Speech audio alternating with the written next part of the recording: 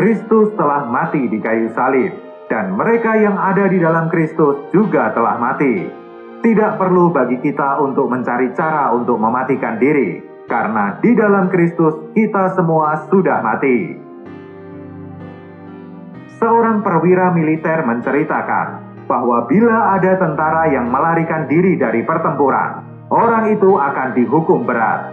Hukum militer lebih keras daripada hukum sipil, dan banyak anggota prajurit yang tidak dapat menanggungnya. Para perwira selalu keras pada para prajurit. Tetapi begitu prajurit itu mati, dia terbebas dari otoritas para perwira.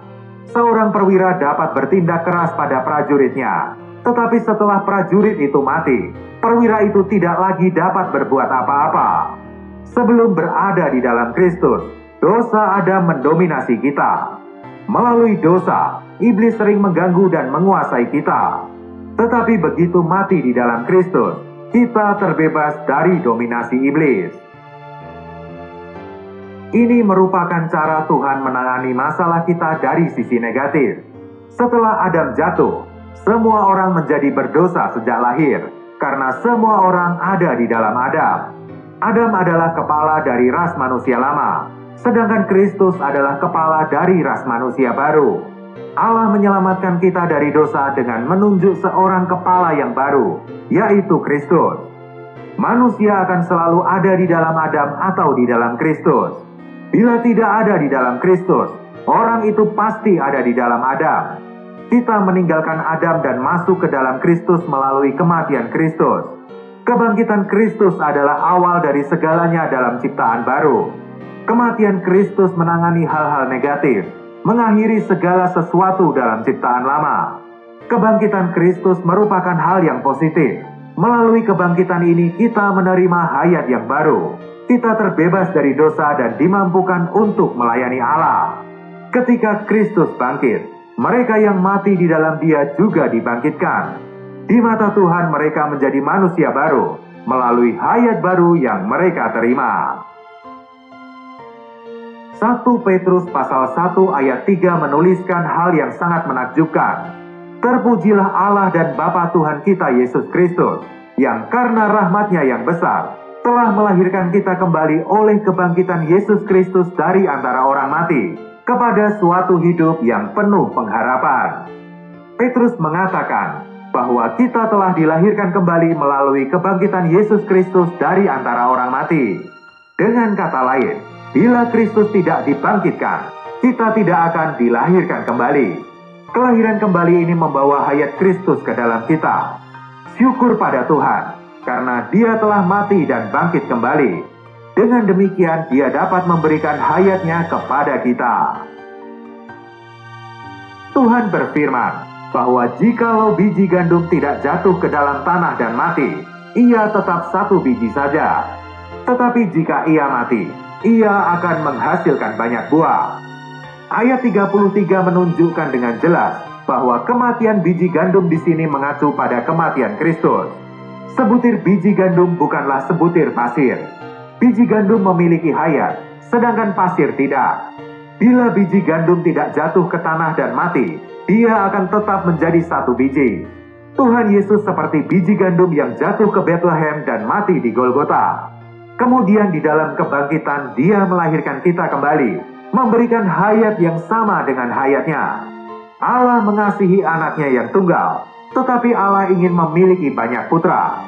Allah ingin agar putra tunggalnya menjadi putra sulung. Dalam Injil Yohanes, Kristus adalah putra tunggal Allah. Tetapi dalam Roma pasal 8 dan Ibrani pasal 2, Dia telah menjadi putra sulung Allah. Menjadi putra sulung berarti ada putra-putra yang lain. Bila putra tunggal tetap tinggal di surga sepanjang waktu, dia akan tetap menjadi putra tunggal. Untuk menjadi putra sulung, dia perlu turun ke bumi dan mati. Ada dua aspek pada kematiannya. Yang pertama adalah untuk menghapus dosa-dosa kita. Yang kedua adalah untuk melepaskan hayatnya. Lukas pasal 12 ayat 49 menuliskan, "Aku datang untuk melemparkan api ke bumi, dan betapakah aku harapkan, api itu telah menyala." Di sini Tuhan tidak membicarakan penebusan. Tuhan berkata, "Aku datang untuk melemparkan api ke bumi." Artinya api itu bukan berasal dari bumi, melainkan dari langit, berasal dari Allah. Api menandakan hayat di dalam roh. Tuhan datang untuk melemparkan api ke bumi, melepaskan hayat Allah ke bumi. Kemudian setelah itu Tuhan melanjutkan, "Aku harus menerima baptisan, dan betapakah susahnya hatiku sebelum hal itu berlangsung." Kata susah hati di ayat tersebut dalam teks aslinya berarti terkekang atau terbatasi. Tuhan berkata bahwa Dia datang untuk melepaskan hayat Allah. Namun Dia masih terkekang dan terbatasi dalam daging, sehingga tidak dapat melepaskan hayat itu. Tuhan sudah dibaptis oleh Yohanes Pembaptis. Mengapa Dia mengatakan bahwa dirinya harus menerima baptisan? Tuhan tidak mengatakan bahwa Dia belum dibaptis. Dia mengatakan bahwa ada baptisan yang belum selesai. Baptisan di sini mengacu pada kematiannya di kayu salib. Kematian Kristus adalah pembebasan yang besar. Bila Kristus tidak mati, hayat ilahi di dalamnya terpenjara dan terkekang. Tetapi begitu Dia mati, hayat ini dilepaskan dan dapat diterima oleh manusia. Inilah yang Tuhan ingin lihat. Alkitab tidak menggunakan ungkapan di dalam Yesus, melainkan di dalam Kristus. Kita tidak dapat berada di dalam Yesus, karena Yesus adalah seorang manusia. Dia adalah putra tunggal Allah. Kita tidak berbagian di dalam Dia. Tetapi suatu hari manusia yang ada di dalam daging ini disalibkan di kayu salib. Meskipun dagingnya mati, kematian ini melepaskan hayatnya. Ketika dibangkitkan dari kematian, Dia menjadi Kristus Yesus. Dia menjadi pribadi yang dapat kita masuki. Ketika kita berada di dalam Kristus, kita menerima hayatnya. Kita mati dan dibangkitkan bersama-sama dengan Dia. Inilah yang telah digenapkan dalam kebangkitan Kristus. Sebutir biji gandum dalam Yohanes pasal 12 ayat 24 mengacu pada putra tunggal Allah. Ketika Dia mati, biji gandum itu mati. Cangkang biji itu pecah, dan hayat biji itu dilepaskan. Setelah beberapa waktu, satu butir menjadi banyak butir. Butir yang satu itu menjadi banyak butir melalui jatuh ke tanah dan mati. Dalam kebangkitan, satu butir menghasilkan banyak butir. Kita adalah banyak butir biji gandum. Hayat kita berasal dari Kristus, sebutir biji itu. Inilah proses yang melaluinya Kristus melahirkan kita kembali. Pada mulanya Dia adalah putra tunggal Allah. Setelah kematian dan kebangkitannya, Dia menjadi putra sulung Allah. Kita sekarang telah menjadi anak-anak Allah. Pada hari kebangkitan Tuhan berkata kepada Maria Magdalena, "Aku akan pergi kepada Bapakku dan Bapamu." Tuhan tidak mungkin mengatakan hal ini sebelum kematiannya. Tetapi melalui kematian dan kebangkitannya, Dia melepaskan hayatnya pada kita. Kita semua telah menerima hayat yang sama dan menjadi anak-anak Allah. Sebelum kelahiran kembali, kita ada di dalam Adam. Kita berbeda dari Kristus. Sekarang di dalam Kristus, kita sehayat dengan Kristus. Kita tidak boleh menganggap baptisan merupakan hal yang sederhana. Melalui baptisan semuanya dikuburkan. Galatia pasal 3 bagian akhir menuliskan bahwa mereka yang dibaptis ke dalam Kristus telah mengenakan Kristus. Dalam hal ini tidak ada orang Yahudi atau Yunani, tidak ada hamba atau orang merdeka, laki-laki atau perempuan. Kita semua satu di dalam Kristus. Di dalam Kristus, semua perbedaan, termasuk beda kebangsaan, kelas sosial dan jenis kelamin, semua telah dihapuskan. Di dalam Kristus kita semua telah menjadi satu. Menjadi satunya kita berkenaan dengan baptisan yang ada di Galatia pasal 3. Kita dikuburkan dalam air ketika mengakui bahwa manusia lama kita telah mati, dan bahwa manusia lama beserta segala miliknya telah disalibkan dengan Kristus. Ketika kita memasuki air, kita masuk sebagai pribadi di dalam Adam. Tetapi saat keluar dari air, kita keluar sebagai orang Kristen di dalam Kristus. Semua perbedaan kita dalam Adam dikuburkan dalam air baptisan. Sekarang kita memiliki Kristus sebagai hayat kita, dan kita dapat menjadi satu. Paulus menyebutkan orang Yahudi dan Yunani dalam Galatia pasal 3. Orang Yahudi menganggap dirinya sebagai satu-satunya bangsa yang dipilih Allah. Karena itu mustahil membuat orang Yahudi dan Yunani menjadi satu. Tetapi setelah mereka percaya pada Kristus dan menerima Dia, mereka masuk ke dalam air baptisan. Bagian yang membedakan orang Yahudi tidak bisa keluar. Hanya bagian yang adalah Kristus yang bisa keluar. Tidak ada lagi perbedaan kebangsaan, ras, hamba, dan orang merdeka. Suatu saat ada seorang saudara yang bekerja sebagai juru masak. Di rumah tuannya, sang tuan memanggilnya dengan menyebut namanya. Tetapi dalam pertemuan gereja, saat tuannya memanggilnya sebagai saudara dan dia menjawab, "Ya Tuan," tuan itu menyela dan berkata, "Di dalam Kristus tidak ada hamba dan tuan. Anda tidak boleh memanggil saya Tuan, harus memanggil saya saudara." Haleluya!